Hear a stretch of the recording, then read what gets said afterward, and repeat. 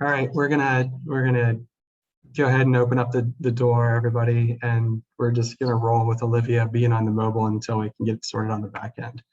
So we will go from there.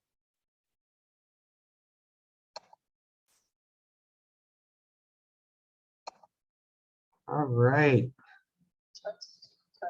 Well, good afternoon, good morning, whatever it is, wherever you are.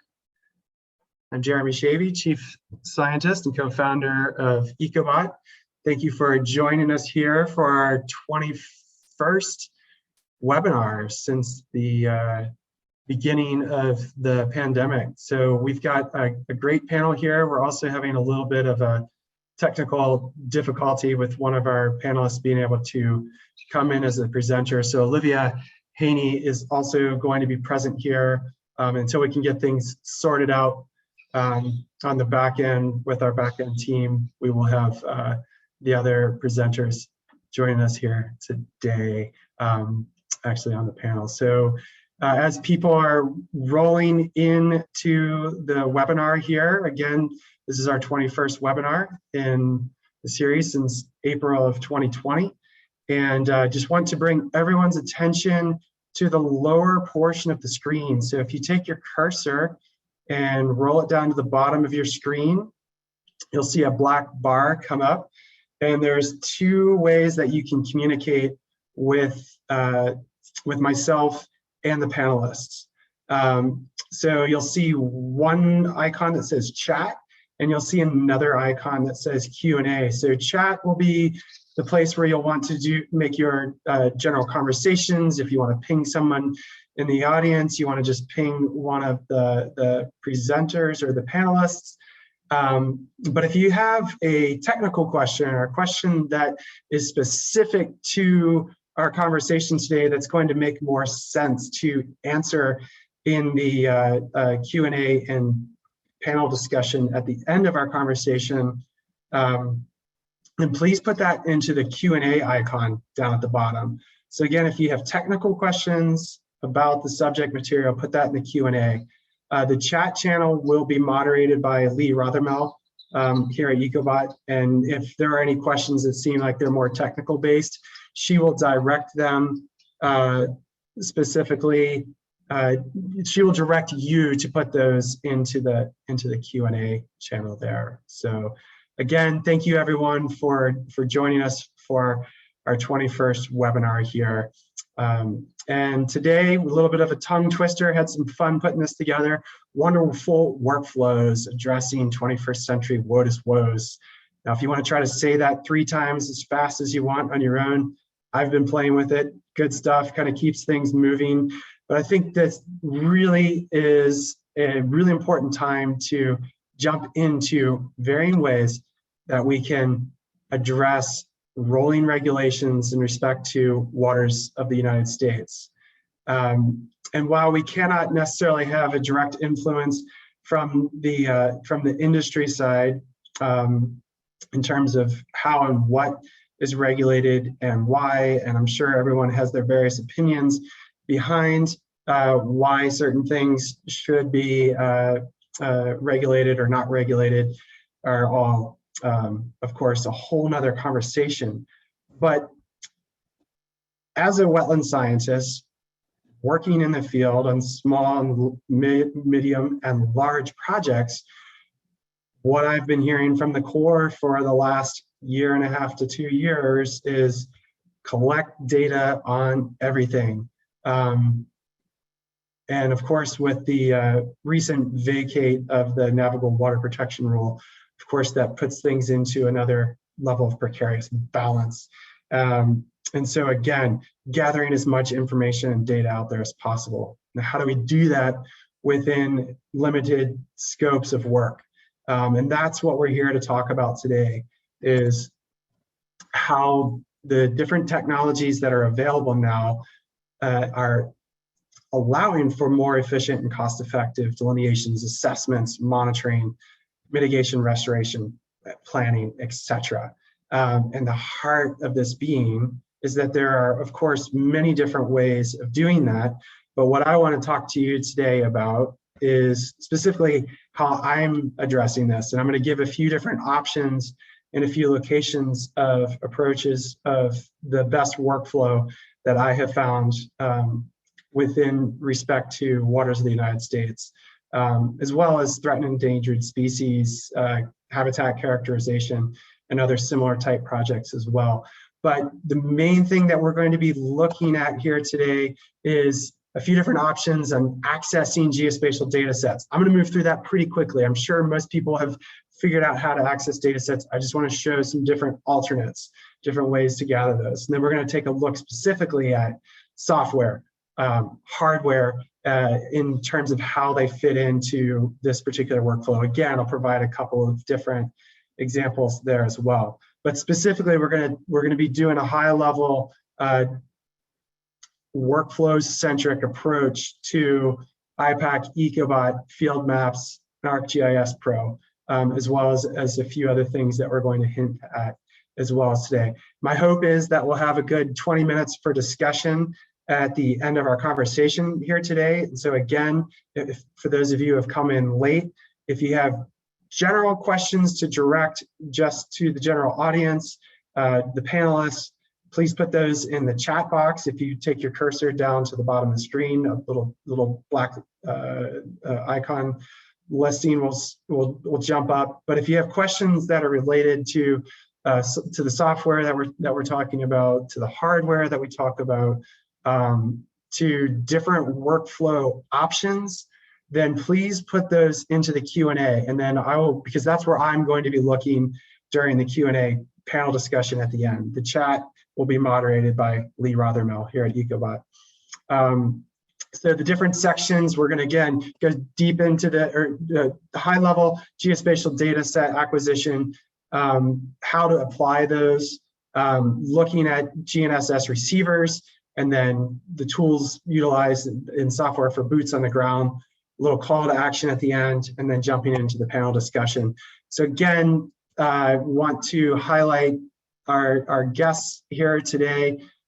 We have Gale Shea with Seiler, and Gale is based up in Wisconsin. She works directly with Trimble hardware sales. So if you're up in her region, she's definitely a great person to reach out to and get things going from, in case some of the hardware that we're talking about today speaks to you. And then also joining us, Scott Dunham. Scott and I have been working together here in respect to Ecobot and wetlands and T&A related work for the past, gosh, we're going into our 4th field season, I believe.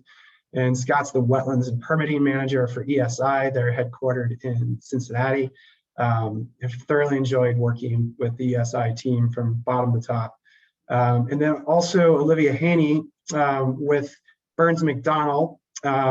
I've invited her here because she also has been working within this sphere of influence and in respect with Ecobot for the last 3 field seasons. And all these folks have become great friends, professional friends throughout the pandemic. And I'm just really excited to be able to welcome them all here joining me in this presentation today.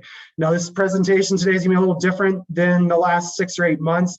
I'm going to be heavily doing the presentation. Again, for those of you who have come in late, what we're focusing on today is specific options in the workflow for conducting regulatory assessments and reports and concurrence documentation with U.S. Army Corps of Engineers for waters of the United States.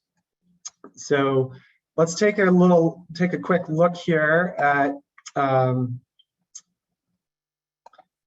wetland geospatial data ecosystem.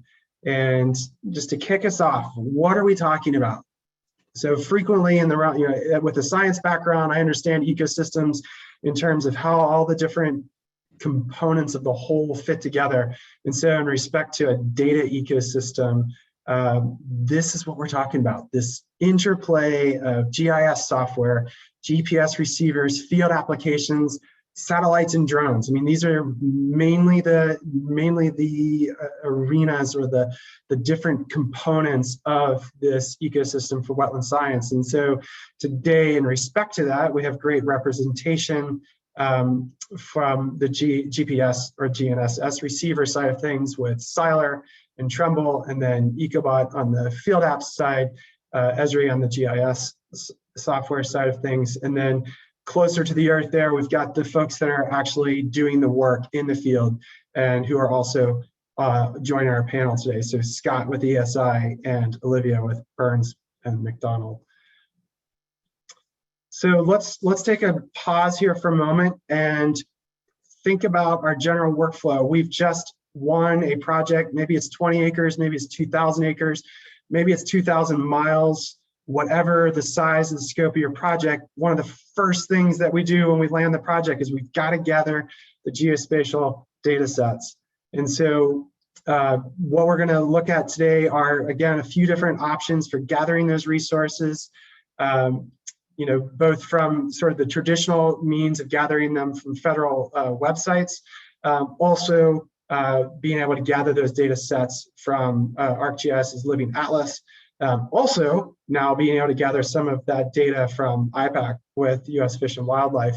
And I'm sure most of you are familiar with that. If you were part of our webinar last month, we focused on habitat conservation plans, and so did a pretty deep dive into IPaC at that point. The GIS data sets, we're telling the stories of place and individuating the various vectors. What are the different layers that we're looking at, and how, when we pile them up, do they tell a story about place? How do they help to start that story? Because of course, critical is still boots on the ground to help to translate that story and to refine it and make it more comprehensive. So the first thing I'm going to very high level talk about, web soil survey. We need to gather our soil data.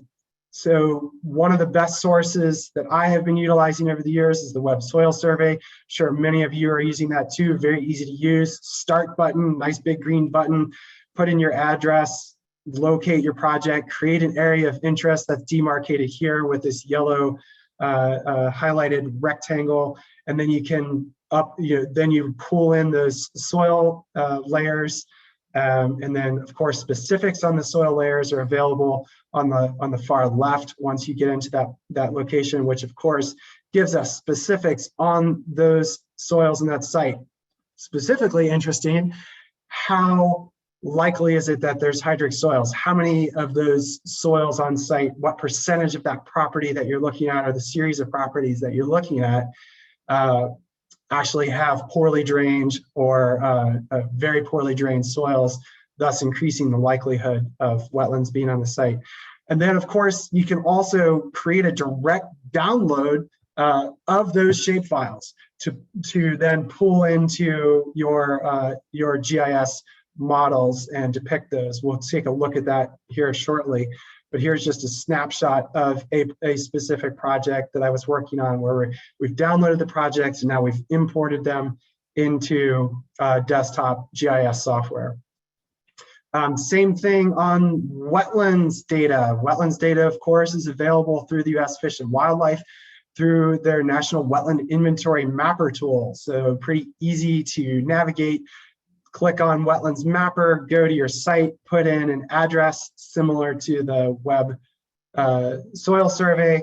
Once you have your address in, or your location in, then you're going to be able to see some of that specific, what is known in NWI as geospatial files, where some of those wetlands may exist on the given site. So again, increasing the likelihood of the scope of work. How much level of effort are we going to likely need while being out on the site? Collect data, get that data. That button up there makes it super easy. Same thing, downloads a zip file that you can then dump into your GIS file for the project, and off you go. You pull it into your GIS model and you're ready to depict that. So same thing, looking at a depiction of a screenshot here in ArcGIS Pro. And when you're in the NWI mapper, you have a couple different ways that you can download those wetland shape files. You can gather them by your HAWK or your watershed, or you can download them by entire state. And then, of course, you don't want to have a massive file taking up a bunch of room on your project files. So then you can have your GIS team clip those files to fit your project area. There's several different great sources for USGS maps, which a lot of regulatory reviewers still like to see as part of your jurisdictional report. I use TopoView just because it's free. You can get them from various periods in history. You can download, same thing by address. You put your address in, go to your project area. You can either create an area of interest or just download whatever your project area or the USGS map for your project area is there. Just down below the red arrow there, you'll see that there's several different types of files that you can download. I'm going to pull up the next screen just because it makes it easier. You can download those USGS maps as a JPEG, as a KMZ file. You can also download it as a GeoTIFF or GeoPDF, something that you can then also import into your GIS base map that your GIS team or that you're creating for your specific project. Okay, let's take another look at another alternate. So again, Ecobot as a silver partner with Esri, after years of being in their startup program, we of course are also wanting to bring everyone's attention to, if you are an Esri license holder, you have access to all of the data in the Living Atlas, and they update this fairly frequently. The main thing that's exciting about ArcGIS's Living Atlas is all of this data. These data sets are available from one place that are stored in the cloud, so you don't even necessarily need to have them backed up in your project file, and you're ready to go. Now, specific for WOTUS-based projects, some of the things that can be extremely helpful, of course, are some of the elevation data, aspect data, but more than anything is that same NWI data that is available, the soils data that are available through the federal sites can also be downloaded from the Living Atlas. Specifically, what we can get into with soils, you've got your hydrologic groups, drainage classes, and hydric classes. So the most important information that we need as scientists out in the field. And then in respect to, there's a lot of other data as well, especially for those of you on the engineering side or doing streams projects.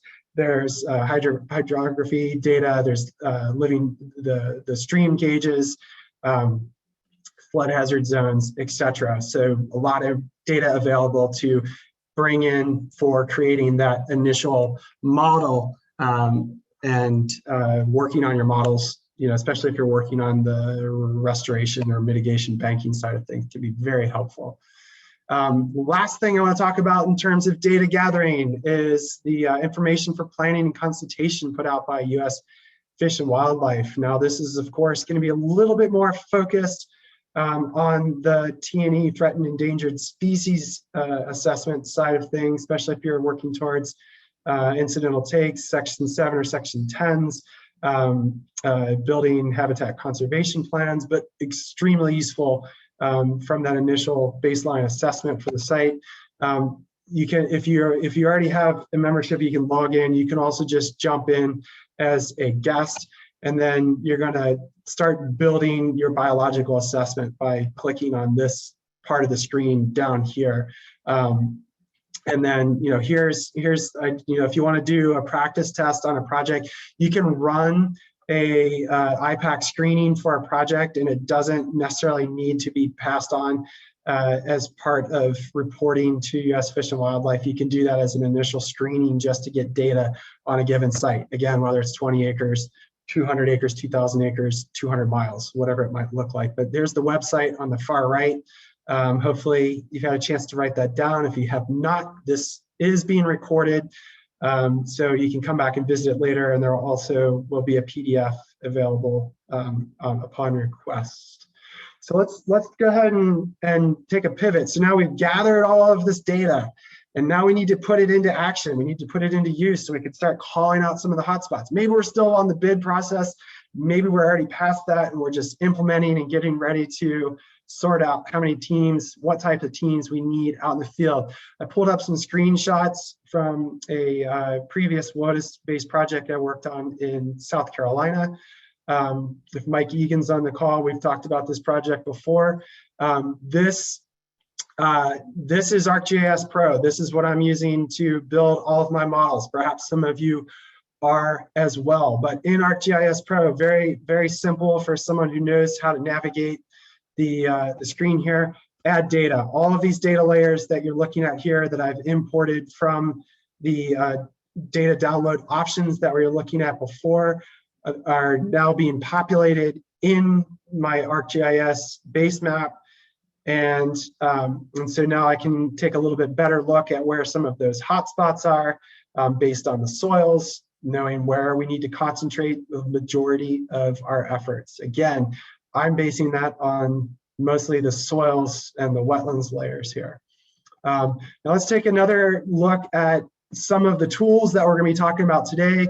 Field maps and Ecobot. When you're ready to deploy yourself or your team or the field team out in the field for those particular projects, if you go to the Share tab in ArcGIS Pro and click on that, then it brings up this set of tools at the top of the screen, and there's this mobile map export. And so you can export it to a limited number of users. You can export it company-wide.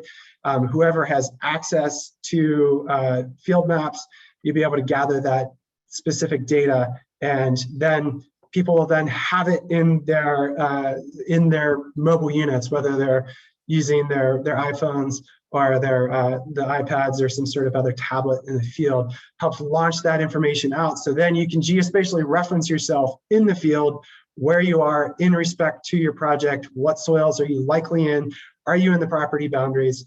Are you in a known or supposed NWI wetland unit? Are you not in an NWI wetland unit, etc.? All very useful information from the top level. On the far right on this screen from a different project, you see what that particular share looks like when you start uploading that package to send that map out. And so of course you need to put qualifiers in it, you need to name it so it shows up in field maps properly, a brief summary and some tags so that you can find it later, especially if you're dealing with hundreds of projects. I'll take a break here for a moment, and we're going to pivot again. We're going to take a look now at Gnss Receivers. So first and foremost, I want to again thank Gale Shea for joining us here from Seiler. It's been a pleasure to collaborate with Seiler and with Gale, particularly over the last couple of years at conferences, etc. So if you have any specific questions as we proceed, again, feel free to direct those to Gale or put those into the Q&A. Okay, GPS versus GNSS. What's the difference? GPS is focused specifically on North America. GNSS, we have access to hundreds more satellites. And so a lot of the traditional GPS methods can be bulky, cumbersome, very expensive. Most of you have probably used some of these units in your career at some point, or you're on the back end of figuring out how to get the data off of them onto the computer, translating those files into something usable in ArcGIS or QGIS or whatever you're using for doing your mapping and modeling in.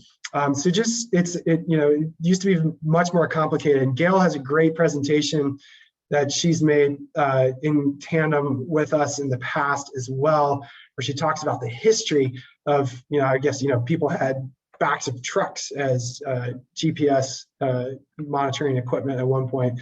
That was not my generation. However, this is our generation now. This is what we're looking at. We're looking at units that are much smaller, easier to use, that pair to your devices, that you are gathering your field data in the field, and becomes a lot more cost effective.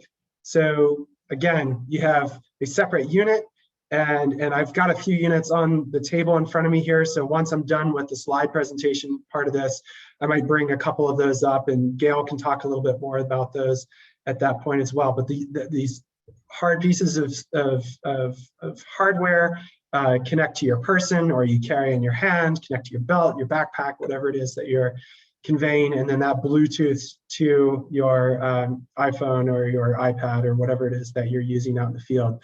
This is how it works. You've got your device, you've got your smartphone. Some of the GNSS providers require you to have an app. I've got that in gray because most of them do not.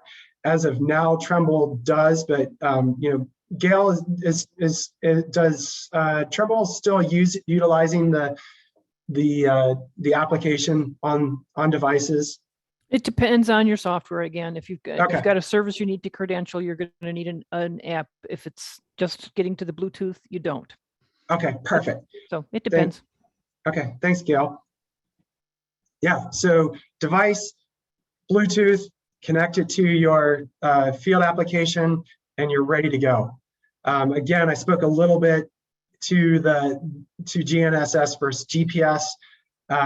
The power of GNSS, I've got that plus behind it because, well, it's like Biggie size in GPS. We're getting to draw from all of these international satellite systems now, which allows much quicker triangulation of our point on the ground. And so, Gale, again, thanks for sharing this image with me last year. I think this is great. Just gives you a better idea of, okay, we've got all these satellites that are orbiting around the planet, and we're in one particular point. How come I'm only getting a few satellites? Well, it's because everything is in orbit. And so at certain times, only a few satellites are going to be able to actually triangulate with your unit and with one another in order to give you a great point and location. So again, if we go back to this slide, by adding in all of these other GNSS receivers, we have over 130 satellites now that we're able to draw location information and correction information from now as well. So here are some of the receivers that I know some of you are already using in the field and some of you are not. So again, thinking back to those GS7000 and more cumbersome devices, again, these devices are awesome because they allow us not only to get that quick sub-meter accurate level of information. Typically, when I'm using either the Trimble's R1 down in the lower left or the EOS Arrow in the center, like I'm able to get within a foot. It's pretty exciting. Now, of course, there's varying levels of accuracy to that in denser tree canopy cover, but then all of these companies have great other options for getting higher level accuracy even under denser tree cover. But these are all very affordable and accessible means. And then, of course, my data that is been collected in my unit, I can export directly to the GIS manager or just download myself for doing the post-field processing. And we'll get a little bit more into that here in a couple of moments. One of the things that I know Trimble is really excited about is, and I know this has been out with Android for a field season already, but now is available on iOS. And so therefore compare with a lot of the field maps, Ecobot, etc., is this Catalyst. I have not been able to use it yet, so I can't really speak to the ease of use or to the accessibility.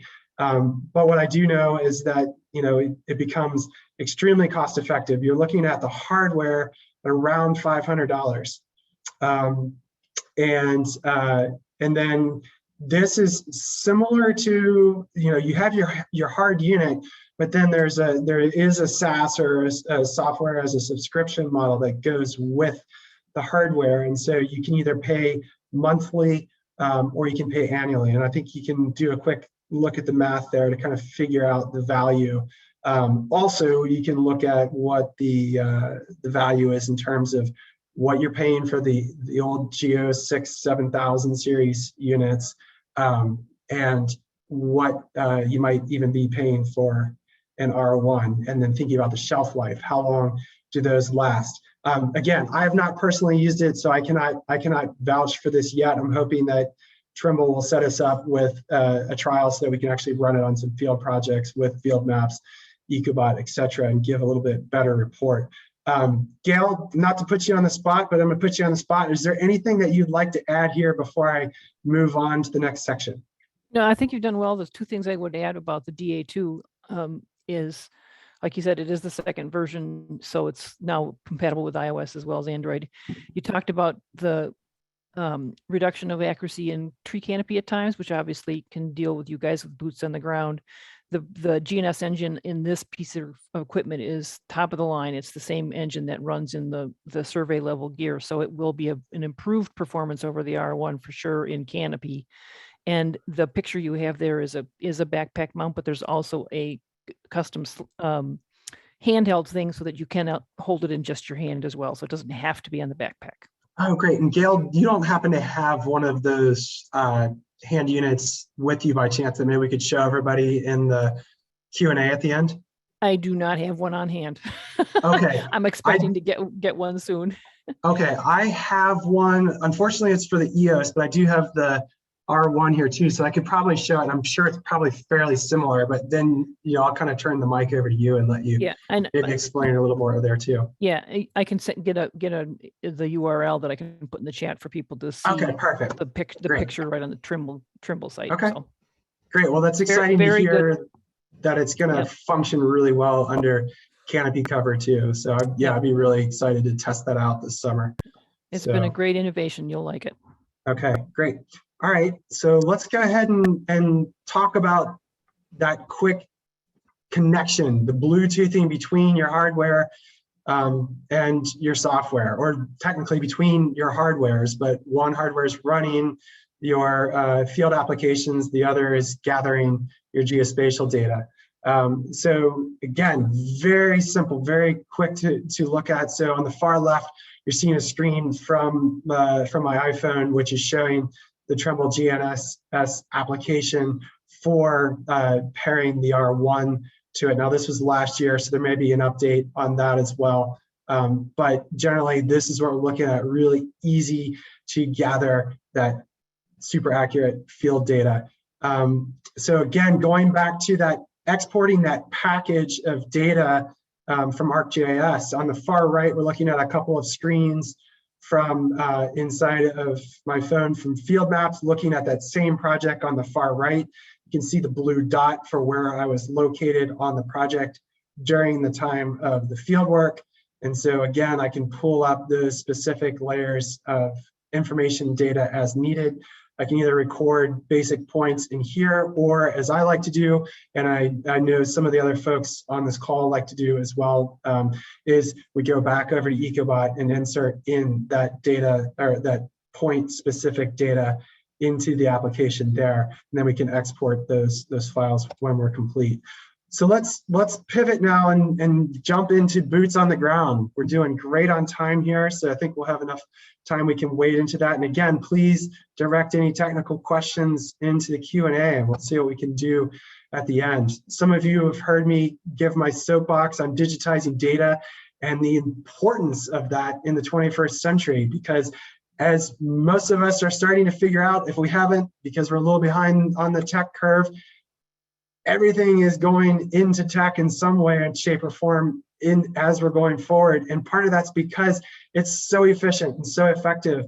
And at the same time, the beauty of that is that the digitization of that data allows for the improvement of policy and planning for the future. And while things always continue to evolve and change, I continue to be 100% convinced that this is our way as field scientists, as consultants, as conservationists, to be able to leverage our data to potentially work together on projects and conglomerate that data, and thus be able to tell a better story that can help to influence policy. And biology, especially out in the field, does not have a lot of representation in respect to the digital sphere. And so I think this is really important as we understand the evolution of the digital ecosystem moving forward.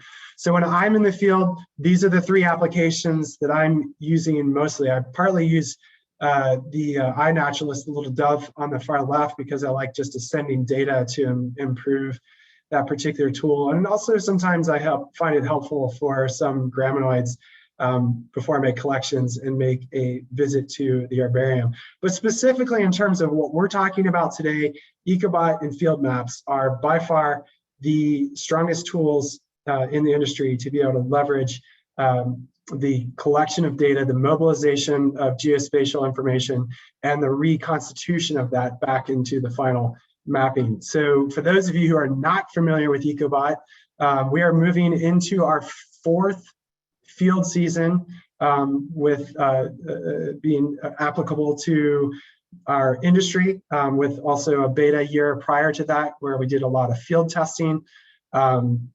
Very excited to be starting to present more results from that across time. But in respect to what our teams are doing, we're finding that Ecobot customers are winning more bids. They're able to do more work, much more cost effective, and also helping shape the way our industry is moving in the future. And on the cost effective side, I want to lean back into earlier part of our conversation today. WOTUS woes. When we are out in the field collecting data, we see more than we think was going to be out in the field when we arrived. How are we going to be able to catch up? A lot of these tools are helping us to do that. They're allowing us to be a lot more cost effective and to leverage additional budget for other activities, or potentially for buffering those potential losses on something that maybe has been underbid. So super, super critical, especially again with rolling WOTUS rules. So again, moving into our fourth field season here. So we are officially in our fourth season, looking at how that field application as well as the desktop application or the platform portion of that work in sync with each other, helping gain those massive levels of efficiency. And it's extremely scalable. We can run multiple levels of multiple different teams simultaneously and gather that data. And I think probably more than anything, the importance of, as a company, we have never lost any data, and pretty excited to be able to promote that, because a lot of software companies and application companies are not able to make that statement. I guess more than anything, really excited just in the last 3 years, again, moving into our fourth year, the different companies and federal organizations that we have been able to partner with who are utilizing Ecobot as well as field maps out in the field currently. So I'm going to leave you with this last one. I see this slide sometimes as being sort of like the Verizon map, like where data exists. I mean, partly these sample points show up in here because of where the wetlands are. I'll say this, I have not been able to get an updated slide from our GIS team on this yet. I know that last month we had already exceeded over 50,000 regulatory reports that have been submitted over the last 4 field seasons. So very excited about what we've been able to do as an organization. And Jeremy Kenobi wants to remind everybody that these are the droids that you're looking for. So don't let that put you aside. Again, replacing that whole paper process and integrating that geospatial process. So looking at that link, how this, we are gaining massive levels of efficiency through these partnerships with GNSS hardware providers and being able to gather that information. So we're hearing from most of our customers, they're doing their sample points in half to a third of the time. All these different tools built into it, auto calculations, field verifications, as well as post-process desktop verifications. That's one of the reasons why I'm really excited for Scott and Olivia to be on the call today, just talk a little bit more about those post processes and the time savings they're seeing when working on larger scale projects, and be able to get data to engineers and reviewers at the end of the day or by the end of the week. And while that's been happening now for a few field seasons, it's going to become what is the accepted protocol for how things are moving. Being able to move high level, efficient data quickly, effectively, and to be able to create our jurisdictional reports and get us closer to concurrence more quickly for our WOTUS reports. Super critical. Just a few screenshots of the play inside of Ecobot, and then of the desktop application where either project managers or the actual field scientists can make edits, changes, etc. And we're going to be having some great new push outs on that here very soon in respect to location data. So keep your ears peeled for those of you who have been working with Ecobot for the past few years. I think you will enjoy what will be coming here soon. Again, pushing out some of those maps through as you can see the field application version of the map on the far right, the polygon and sample points as listed, and then on the far left, an output from within ArcGIS Pro.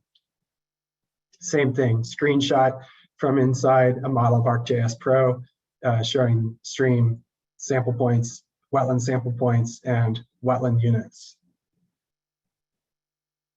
All right, so the Mandalorian wanted me to tell you all that this is the way. Quick call to action. If anyone is interested in, and you're not an Ecobot user already, if you sign up for a demo before the end of April and then convert over into a license, that the Ecobot sales team is adding an iPad mini version that you can utilize throughout the field for each license that is signed up for. So if you have an interest, please either go to that website, to our website, and contact one of the folks, or you can reach out on the chat right now to Lee, and she can probably help you out with that as well. So with that said, I want to thank everyone for joining us. Looks like we have about 17 minutes for discussion. So I'm excited for that. Again, partly because we've got this great panel, and it does look like Olivia was able to break through the system and has joined us. So I'm going to go ahead and stop my screen share, and I would just ask you all as panelists to please bring your screen up, and let's jump in together. So I guess first and foremost, the thing that I wanted to show everyone now that we have a little bit bigger screen is the actual hard units that we have been utilizing here for the last few field seasons. So so this is the unit that Gale can help you to locate, possibly, because I know that there's a supply chain issue on some pieces of GPS. So this is the R1. You can see it, I've got a little case for it, comes with a little clip. And either I can clip that onto the shoulder of my backpack, or I can clip it onto my belt. Seeing usually about, unless I'm like way in the open emergent wetland, seeing about ½ meter accuracy with this, sometimes down to about 1 foot, like I mentioned earlier. I've never gotten anything less than 0.29 meters. And then, you know, up to maybe 1.5 meters under thin forest cover, canopy cover. The other unit that that I use is the EOS Arrow, and this is, I don't know if this is similar, Gale, to what the R1 or the Catalyst unit would look like, but basically you've got a puck which allows for that higher degree accuracy connected to a cord that then actually connects to the unit. And so again, yeah, the DA2 would be the little picture that you actually saw in your slides already. One thing that I would also add, we talked about I see someone out asked a question about whether Ecobot runs offline, and the answer was yes. That's another feature of the service, the Catalyst service. It does not require IP connection in the field to get that high accuracy. It's going to use a satellite if you're in an area that does not have IP. So that's another part of the thing that people are particularly interested in. And the slide is more just a piece of smooth black plastic that has a strong magnet clip that you put your iPad on and holds the DA2 and its small battery. So again, I put a link in the chat that people can go click on and see the Trimble information about it, and you'll see pictures of it on the slide or on a pole or on a backpack, whatever works best for your workflow. Great, thanks, Gale. And one of the things to piggyback off the back of what Gale is saying there too is that, you know, I'm using my iPhone when I'm in the field paired to these devices. Some people prefer iPads. I like the iPhone because it fits in my back pocket and it fits in my vest really easy. Olivia, I think you're using iPads, correct? Are your teams using iPads? I personally use an iPhone because same thing. I like fewer things to carry with me and just have it small. But a lot of our field teams do prefer, they use an iPad mini. Okay. What about you, Scott? We're about the same as Olivia. I think since the iPhones have gotten so big, half of the crew just wants to use one thing and they can slide in their pocket and clip it. Also, it seems to be able to be charged faster while we're out there too. Just kind of hook up the external charger and charge your phone a couple of times. Otherwise, we try to use iPad minis because usually the big screen iPads just tend to die out on us a little bit quicker. Okay, yeah, and I think what you just mentioned there too brings up a great point, Scott. Recharging. So how long will the battery on this last if it's full, or how long will the battery on this last if it's full when I go out in the field? I've been able to get in 12-hour days with both of these on a full charge. And on this, if I've got the iPhone in airplane mode, I've been able to get mostly a full day out of it as well. What I also, pause, if it's on airplane mode, want to make sure that's really clear. If it's on airplane mode and I'm not getting that roaming, especially when I'm out in a very remote area, you will drain batteries down faster. Typically, if I'm in the field and I'm not in airplane mode, then I'm going to have a little charging unit and I will charge it at lunch. If I forget to charge it at lunch, or I'm doing like a lot of us have been doing for years and I don't eat lunch, I just keep working because I'm enjoying looking at plants more than I'm thinking about food, then I will just plug it in while I'm working and have that little unit almost just tucked against the back of it like this with the cord wound around it so it's not getting caught on any herbaceous material. One of the things that I would mention in the mapping in Ecobot, like when you're recording a polygon or a polyline, you can record based on your GPS location, but you can also record a location based on an area that you tap on the screen. So I've had situations, and I don't know, Scott and Olivia, maybe you can speak to this as well, but like you're out in the field, you've just done a 120-acre wetland, and you're walking in all your flags and recording those points, but maybe there's a flag that's in the middle of just this like crazy greenbrier patch, and so sometimes it's nice to, you know, just throw a point on the screen with your phone. So I don't know, Scott, do you guys ever use that type of functionality in field maps or Ecobot? Yeah. I mean, anything that's like just not accessible to get to really and we'll have, you know, quarry ponds and things like that where you're not going to get to the other side, and it's just really nice to show. Like, we want to show everything we can, all resources, the resource extent that we can possibly get to, and especially something that we may not need necessarily sub-meter accuracy on, something like a pond or even the other side of a stream bank if it's outside of our project area, but we want to show it as a whole. Then we're able to drop those points and kind of just digitize this data to show the whole aspect of what we're out there doing. Yeah, Jody just threw in there that steep slopes are a hazard too. Jody, you'll have to come up and work with me in the mountains sometime.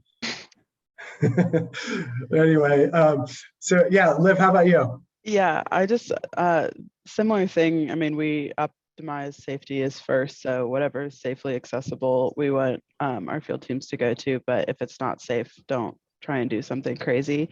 I'll add to that, as part of our prep work, more recently, we've been pushing to do LiDAR reviews and as part of our standard kind of desktop assessment of the site prior to mobilization.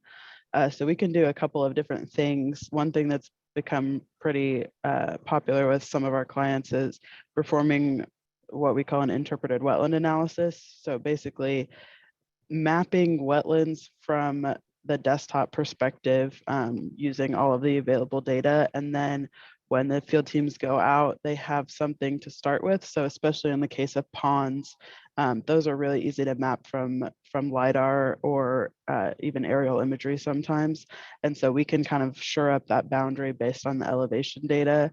And so that's something that helps when you're dealing with kind of a tricky access situation.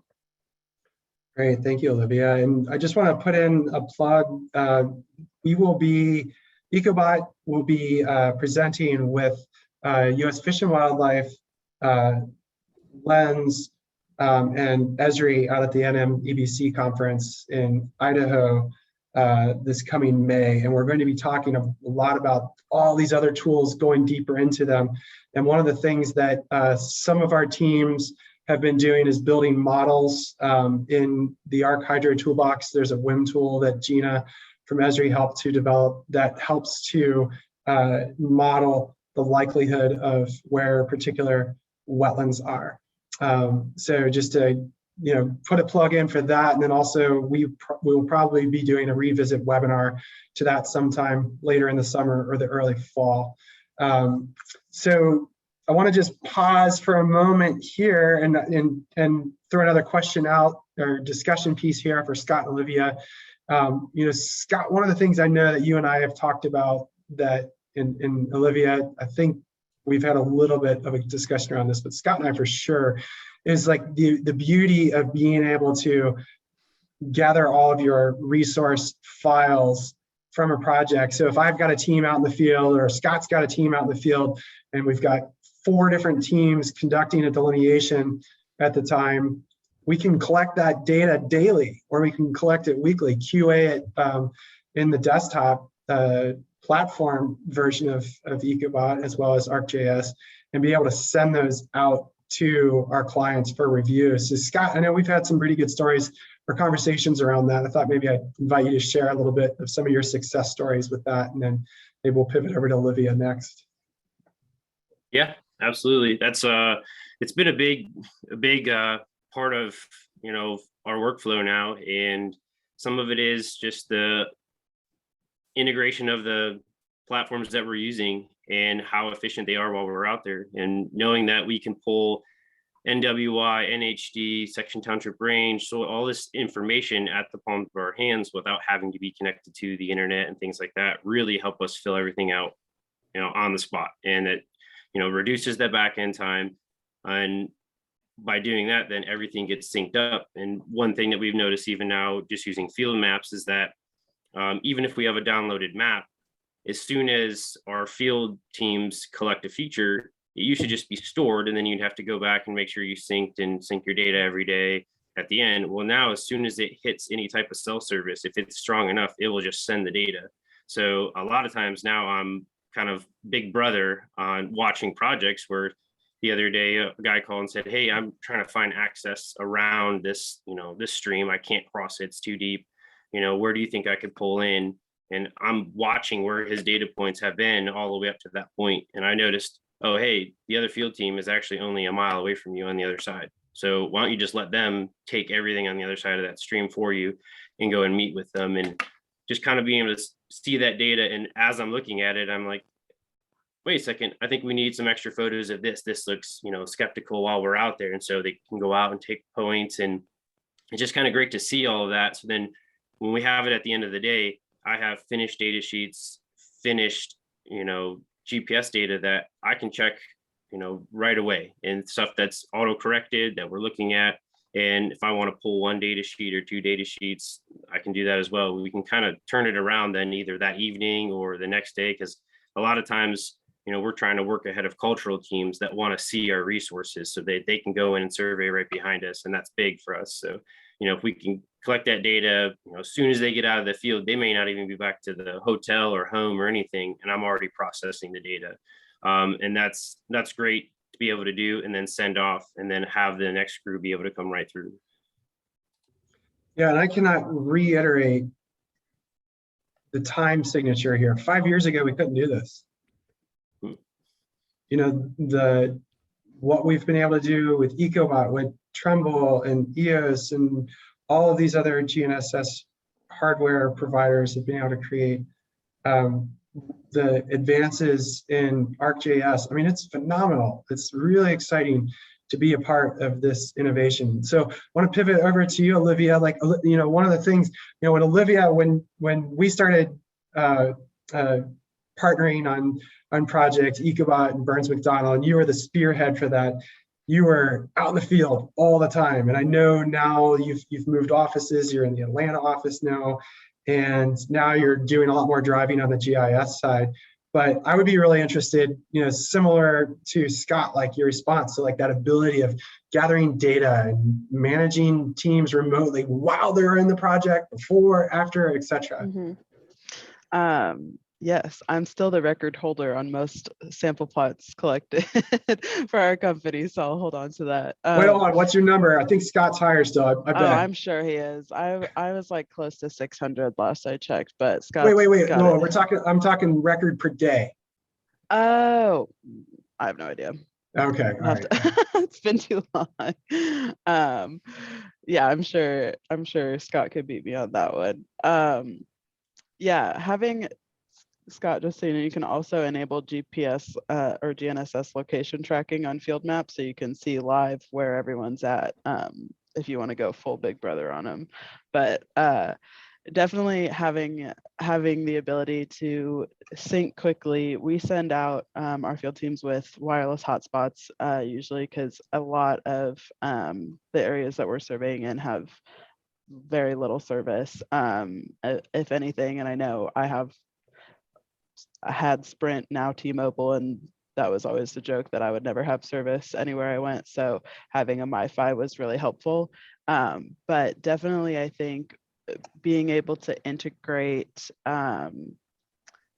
Ecobot, starting to pull, like when all of that data gets synced each night, being able to start to pull to even prep your report writing of like pulling the CSV file to see the spread of all of your plants and different percentages and dominances across the different strata is really helpful to start to get an idea.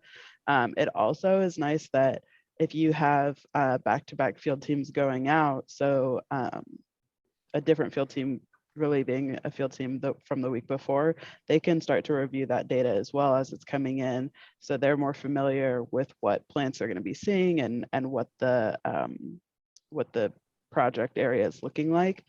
So it's just nice to kind of incorporate that aspect as well. We sync, I try to have people sync around lunchtime if they're able to, and then it seems to work well to have our offline areas, but for smaller projects, we definitely have people that work essentially like live all the time off of live data if they're using their phone, which it's not possible with our iPads to do that because we just, again, sync those with our hotspot. But even that, being able to sync whenever you want, or one thing we're running into recently is on our larger projects, parcel status changing, so right of entry changing, and that's a big thing that we always want to avoid, especially on contentious projects. We don't want to be going anywhere we're not supposed to be going. So being able to update that in the office when we get a call from a land agent, and I can say, hey, go sync right now. And so you can make sure you're up to date with where you can and can't go.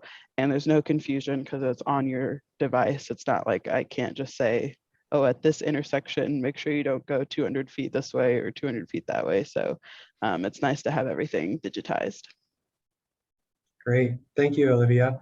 We're getting close to the top of the hour, or to the end of our time here. We do have a couple more questions that I do want to try to address. So if you don't mind sticking on for a couple more minutes, folks, it'd be great.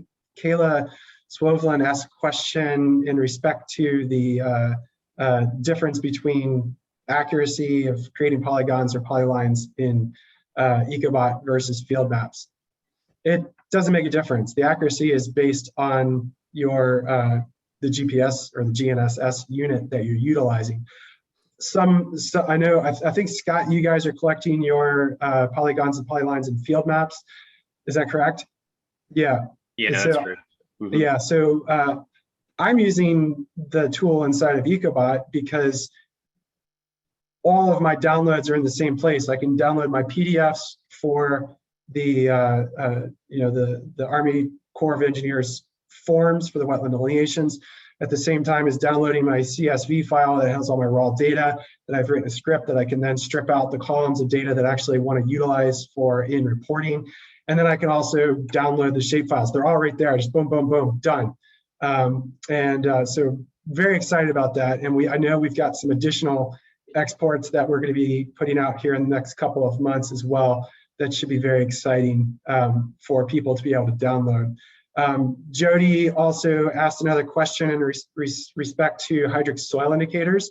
So yeah, we hired this phenomenal coder and mathematician who has worked with Adam Gale up in Pennsylvania on basically putting all of that logic into one place. And so hydric soil indicators will be something that'll be first available on the desktop or the platform aspect of things, and then it will be rolled out to the field application. So the answer right now is no, but it is coming. So very excited for that. Trying to see if there's anything else. I can, Jody just asked also about use of field photos, and I can answer that question if you'd like. Sure, go for it. I was typing out a response, Jody, but this will be faster. So we use enable attachments on every feature class that we collect in the field in field maps. So every stream, wetland, sample point, all of that is going to have the ability to have a photo attached to it. The easiest way I found to post-process that in a workflow is when the photo is taken, the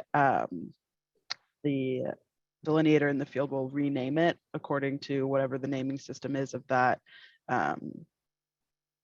feature, and then we can batch export. So for our large scale projects, transmission lines where we have hundreds of sample points, hundreds of streams, we can batch export all of those photos and put them into a folder. And then we actually have a tool where we can just link that folder to our photo sheet template, and it will generate a photo sheet with captions for us. So that's been very useful. There's not a automatic tool within ArcGIS to just like post-process, spit all those photos out. It's a fairly simple script tool.